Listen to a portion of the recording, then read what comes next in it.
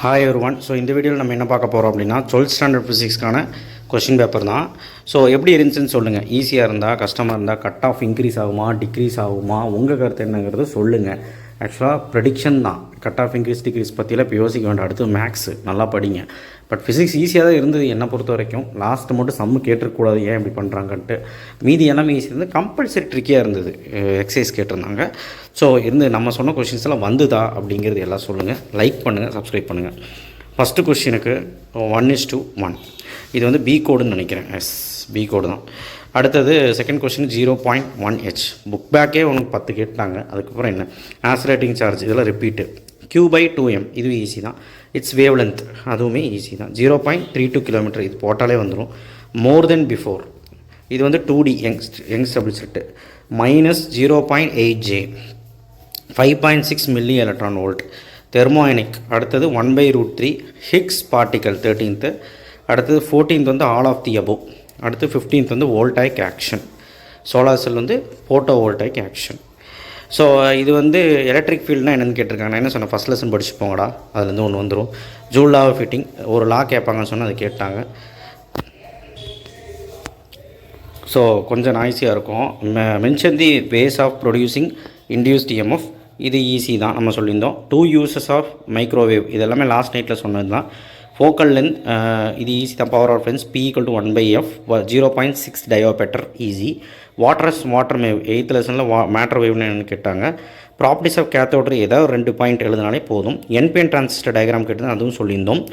அடுத்தது இந்த ஆன்சர் வந்து ட்ரிக்கி, புக்கில் இருக்கிறது கேட்டாங்க. அதாவது எக்ஸாம்பிள் கேட்காம எக்ஸசைஸ் கேட்டாங்க. பரவாயில்ல, இதோட ஆன்சர் 5, ஈஸி தான்.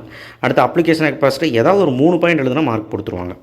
சரிங்களா, எலிமினேட்டிங் ஸ்பார்க்கு அந்த மாதிரி ஏதாவது ஒன்று எழுதலாம். இது 7 Ohm and 8 Ohm செகண்ட் லெசனில் சம்மு. கரண்ட் சென்சிட்டிவிட்டி என்னென்னா கேவனோமீட்டர், இது வந்து கரண்ட் சென்சிட்டிவிட்டிக்கு 1 மார்க்கு, இதுக்கு 2 மார்க், இன்க்ரீஸ்க்கு 2 மார்க். இதில் ஏதோ ஒரு 2-3 பாயிண்ட் எழுதுனா 2 மார்க் கொடுத்துருவாங்க. இதுக்கு டிஃபினிஷன் கேட்டதுனால இதுக்கு 1 மார்க், அப்படி தான் மார்க் கொடுப்பாங்க. அண்ட் இது எதிர்பார்க்காத ஒரு கேள்வி தான். அடுத்தது கிரிட்டிக்கல் ஆங்கிள் என்ன, அதோட ஈக்குவேஷன் ஃபார் கிரிட்டிக்கல் ஆங்கிள் ஒரு ஈஸி தான், நம்ம சொன்னது தான். அண்ட் மென்ஷன் தி டிஃப்ரென்ஸ், இதுக்கு 1 மார்க், இதுக்கு 2 mark. Mention the difference between interference diffraction, ஏதோ ஒரு 3 பாயிண்ட் எழுத மார்க் கொடுத்துருவாங்க. இதுவும் எதிர்பார்க்காது தான்.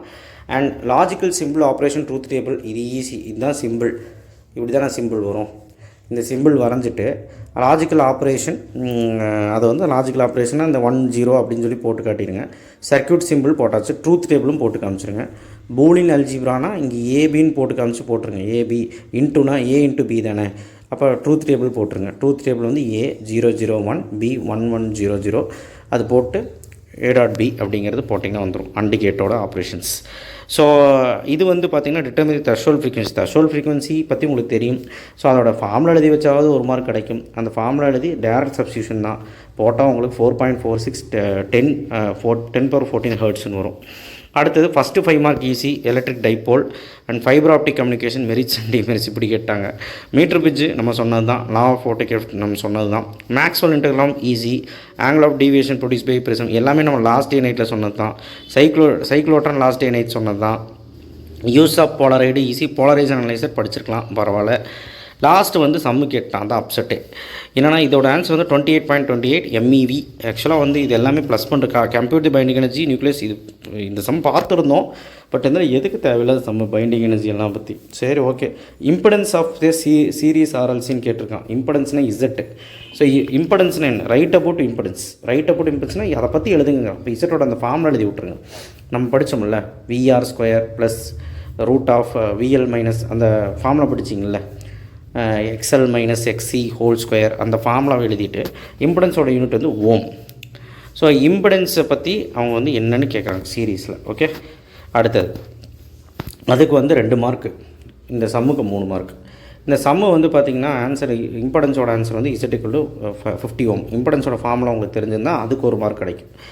அண்ட் ஃபேஸ் ஆங்கிளோட ஃபார்முலாவும் உங்களுக்கு தெரியும். tan phi = VR, அந்த formula VR - VC, VL - VC / VR அந்த ஃபார்முலாவில் போட்டிங்கன்னா அதுவும் வந்து பார்த்திங்கன்னா XL - XC / XR அப்படின்னு போட்டால் உங்களுக்கு வரும். ஸோ அது நீங்கள் போட்டிங்கன்னா ஃபேஸ் ஆங்கிள் வந்து 53.10. ஸோ இதெல்லாம் நம்ம வந்து பப்ளிக்கில் கேட்டால் தான். ஸோ பரவாயில்ல, இருந்தாலும் நீங்கள் நல்லா பண்ணியிருப்பீங்கன்னு நினைக்கிறேன். ஏதோ ஒரு ட்விஸ்ட் வச்சுட்டு தான் இருக்கான், ஆனால் ஈஸியாக தான் கேட்டிருக்காங்க. ரொம்ப கெமிஸ்ட்ரி மாதிரிலாம் பண்ணல, எழுதிருப்பீங்கன்னு நம்புகிறேன். கட் ஆஃப்னு சொல்கிறேன். சென்டம் எடுக்கிறவங்களும் இருப்பாங்க இதில், புரியுங்களா? அதனால் பார்க்கலாம். ஓகேவா? மேக்ஸ் எப்படி வருதுன்னு நல்லா பண்ணுங்கள். மேக்ஸுக்கு வீடியோ வரும், சப்போர்ட் பண்ணுங்கள். தேங்க்யூ.